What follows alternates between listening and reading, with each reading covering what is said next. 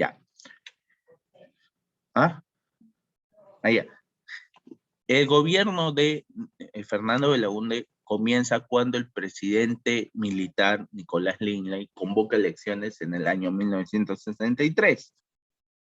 En estas elecciones nuevamente participa el APRA, Odría, el UNO y Acción Popular. Ojo, ya Fernando Belaúnde había creado su partido político llamado Acción Popular, la LAMPA, ¿no? Ahora, vamos a ver las características de este gobierno.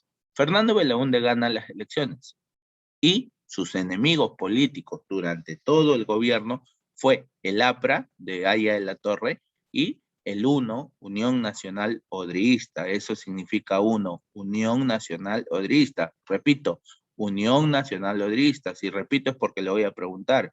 Su líder fue mi estimado Odría, ¿ya? Odría, por eso Unión Nacional Odrista, ¿ya? El UNO y el APRA se unen para ser la oposición al gobierno. ¿Qué significa esto? Que estos dos partidos tenían congresistas en, eh, en el Parlamento, ¿no? Congresistas electos, ¿no? Por ejemplo, es como ahorita Perú Libre, ¿no? El partido de Pedro Castillo tiene congresistas dentro del actual Parlamento, ¿no? Por ejemplo, uno de ellos y muy cuestionado es el famoso Pedro Bermejo, ¿no? Pedro Bermejo, quien tiene serias acusaciones y investigaciones de apología al terrorismo, ¿no? Entonces, ¿qué es lo que pasa?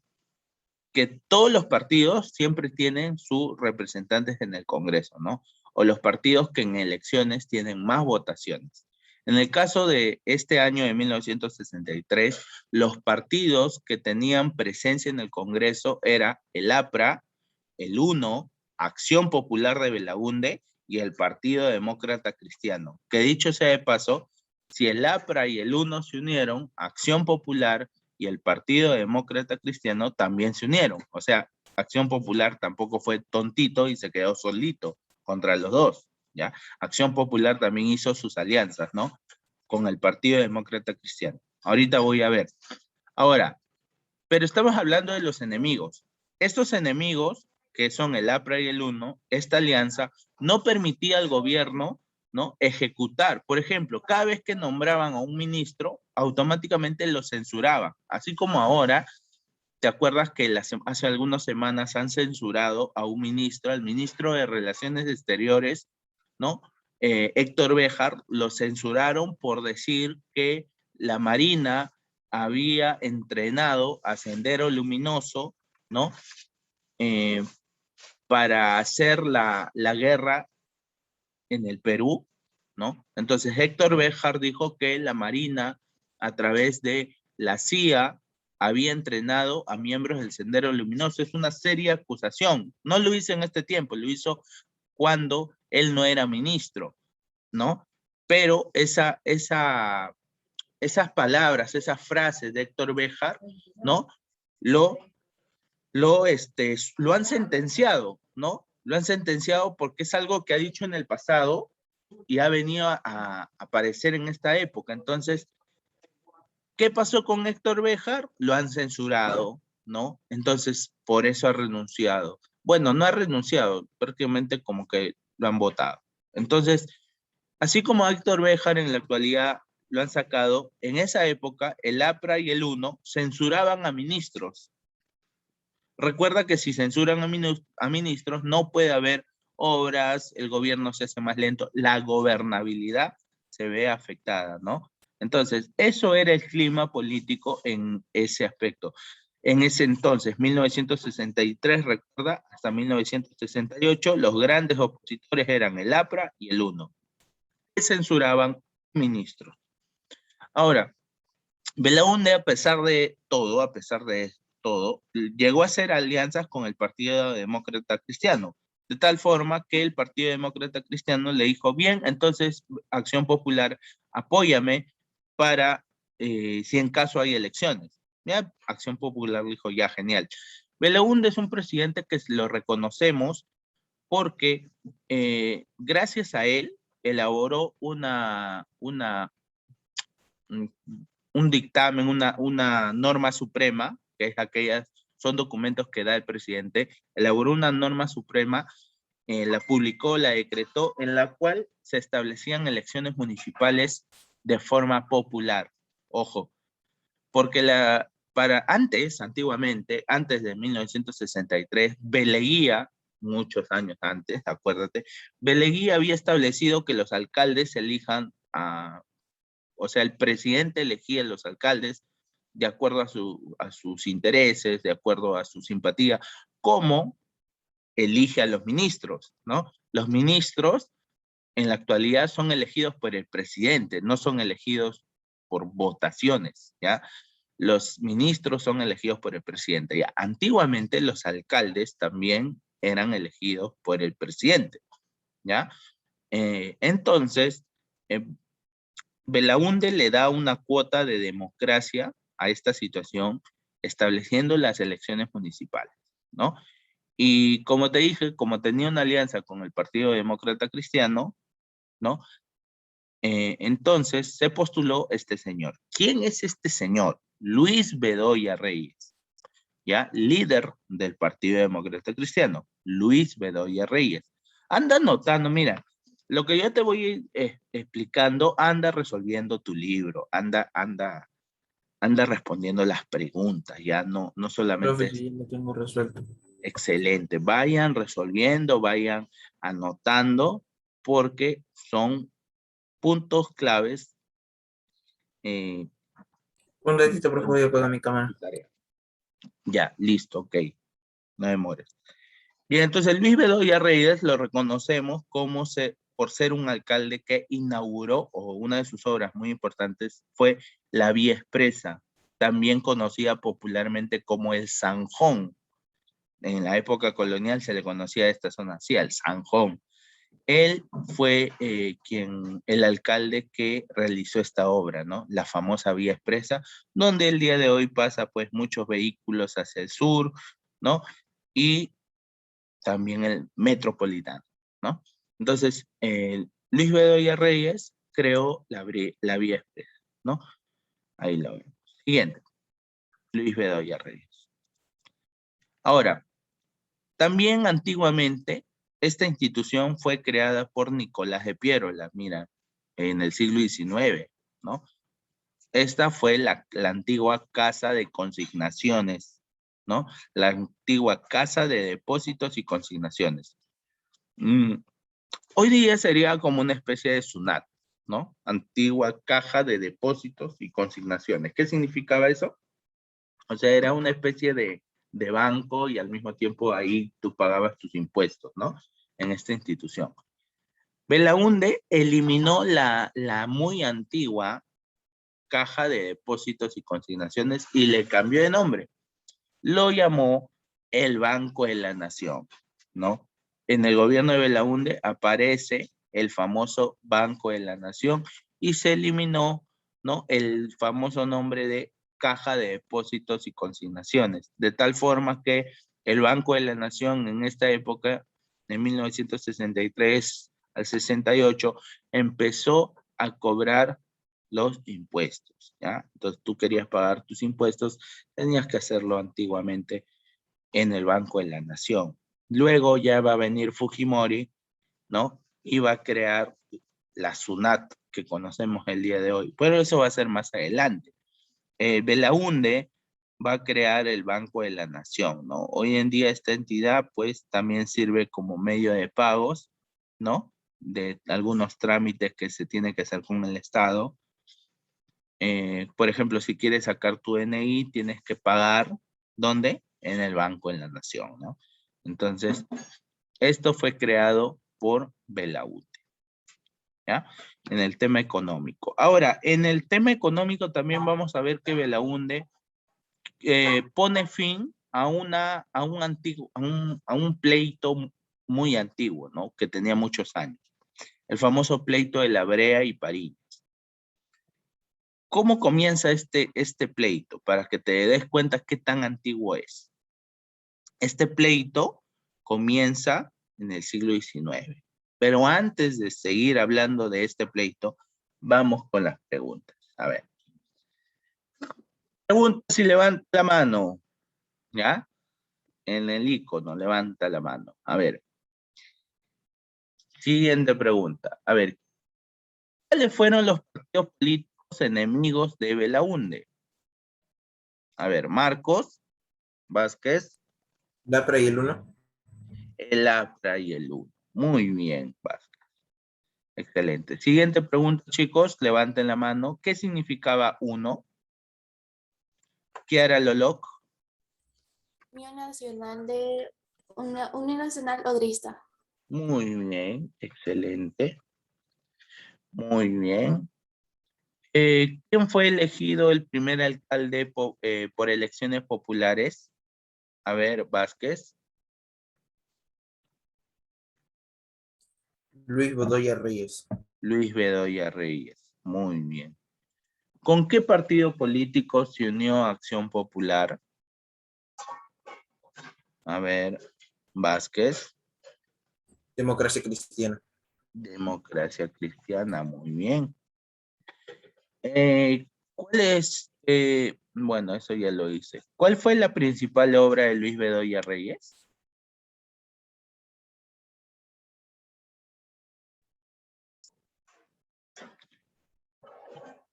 A ver, María José Ipanaqué. La Vía Expresa. La Vía Expresa, muy bien. Muy bien. Y último, ¿cuál fue la institución que cobraba impuestos durante el gobierno de Belaúnde? A ver, Vázquez. El Banco de la Nación. El Banco de la Nación, que creado durante el gobierno de Belaúnde y cobraba impuestos. Muy bien, ahora sí, ha sido la primera ronda de preguntas. El resto siempre tienen que estar atentos con la manito levantada, ¿ya? Para poder participar, ¿ya? Estamos regalando, en esta primera ronda, Gianfranco ha ganado puntos, ha ganado punto Vázquez, Kiara e Ipanaqué, ¿ya? Listo. Ah, ya, ok. Entonces vamos a anotar aquí Evelyn.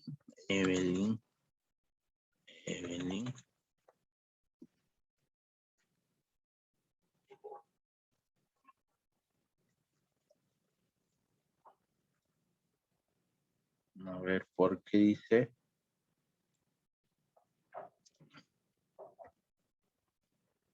Listo. A ver.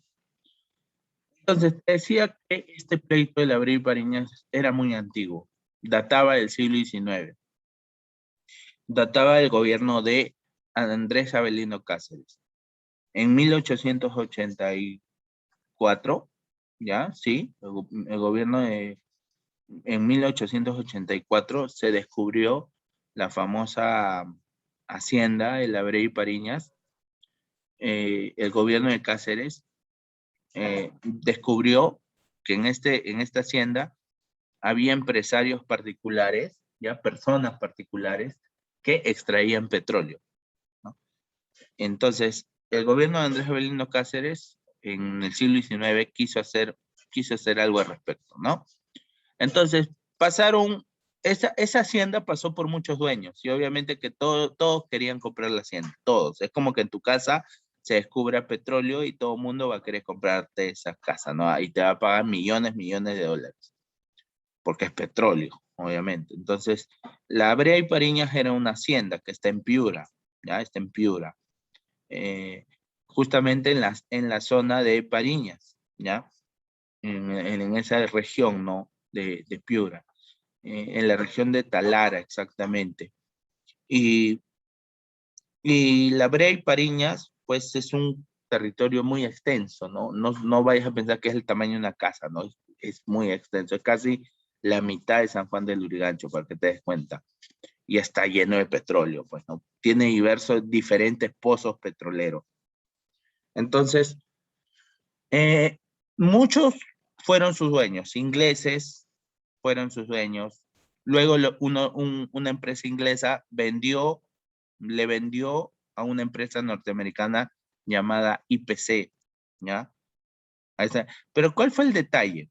Que esos dueños no pagaban impuestos. O sea, esos dueños se llevaban el petróleo del Perú sin pagar impuestos, ¿ya? ¿Por qué, profesor, no pagaban impuestos, no? Por ejemplo, la IPC, ¿por qué no había pagado los impuestos desde 1920? Todo el siglo XIX, todo el siglo XIX y la mitad del siglo XX, ¿no? Ya estábamos en 1963 y esta empresa norteamericana IPC, que significa International Petroleum Company, pero para decirlo más chévere, que suene más acá, y porque no pronuncio bien el inglés, IPC, ¿no? Entonces, ¿por qué la IPC, que era de Estados Unidos, esta empresa no era peruana, era de Estados Unidos? ¿Por qué esta empresa no paga impuestos? Porque en el gobierno de Beleguía se había firmado el famoso Laudo de París, acuérdate. En el Laudo de París, en el gobierno de Beleguía, se estableció que la IPC no iba a pagar impuestos por 50 años. Entonces, ya era mucho, pues, ¿no? Era mucho abuso, ¿no? Entonces, Fernando Belaúnde promete cuando era candidato, prometió que iba a solucionar el problema con la IPC. Entonces, acá vemos la foto de 1963, perdón, claro, donde Belaúnde firma un famoso acta. Este acta se firmó en Talara, por eso se llama el acta de Talara, ¿ya? Esta fue la firma del acta de Talara, ¿ya? En este acta de Talara, con la IPC, representantes de la empresa norteamericana y el gobierno peruano decretaban que el Estado peruano iba a explotar la Brea y Pariñas. O sea, la IPC decía, ya Perú, no te voy a deber nada, no voy a deber nada, déjame ir a mi país y yo te entrego todas mis máquinas. O sea, la IPC quería pagarnos toda su deuda entregándonos sus máquinas, ¿no? Pero con la condición que ellos puedan extraer, seguir extrayendo, ¿no? Y que lo que el Perú extraiga, le vendamos a ellos. O sea, esa era la condición, ¿no? De que, o sea, todavía nos ponían condiciones, ¿no? O sea, no, nos debían y nos ponían condiciones, ¿no? Eso se firmó en el acta de Talara, que la IPC nos iba a entregar todas sus máquinas, todas sus oficinas, prácticamente toda la Brea y Pariñas nos iba a entregar la IPC como pago de la deuda. Ya no nos iban a deber. Solo con sus máquinas y sus oficinas ellos pensaban que ya está todo pagado. No, es como que tú debas, es como que yo les deba a ustedes 1.000.000 de soles y les diga, chicos, les voy a dar mi laptop y ya está todo pagado. Entonces, algo así, ¿no? Pero a cambio de que yo te entregue todas mis máquinas y mis oficinas, el petróleo que tú extraigas de Piura, me lo vas a vender a mí, a la IPC. Ya me vas a vender a mí. Belaúnde acepta el trato, porque quiere poner el fin, ¿no? Esto es lo negativo de Belaúnde, ¿no? Y esta fue la firma del acta de Talara, ¿ya? Luego, más adelante vamos a ver que se va a desatar un escándalo llamado el escándalo de la página 11 y lo vamos a hablar más adelante. En el gobierno de Belaúnde hubo movimientos campesinos, no creas que todo fue paz, chévere, ¿no? Sino, me olvidaba, el acta de Talara, no te olvides, se firmó en Piura, ¿ya? El acta de Talara y se ponía el fin al problema con la IPC. Movimientos campesinos, por ejemplo, tenemos el movimiento campesino de Héctor Béjar, ¿no? El movimiento campesino de Luis de la Puente Uceda, el MIR, que lo hemos visto en la clase pasada. Recuerda que los campesinos en esta época son muy explotados, ¿no? No estoy justificando la violencia, pero era verdad también. Los campesinos eran violentados, abusados, les quitaban aguas, les quitaban sus terrenos, les quitaban sus campos de cultivo, les quitaban sus vacas. Profe, ¿quiénes les quitaban? Los hacendados y los gamonales. En las provincias, los hacendados y gamonales hacían lo que se le daba la gana. Y el Estado peruano, profe, ¿por qué no lo defendía? Porque el Estado peruano se concentraba en Lima. Entonces, ¿quién los defendía de ellos? Los guerrilleros. Ahí es donde aparece el concepto de los guerrilleros.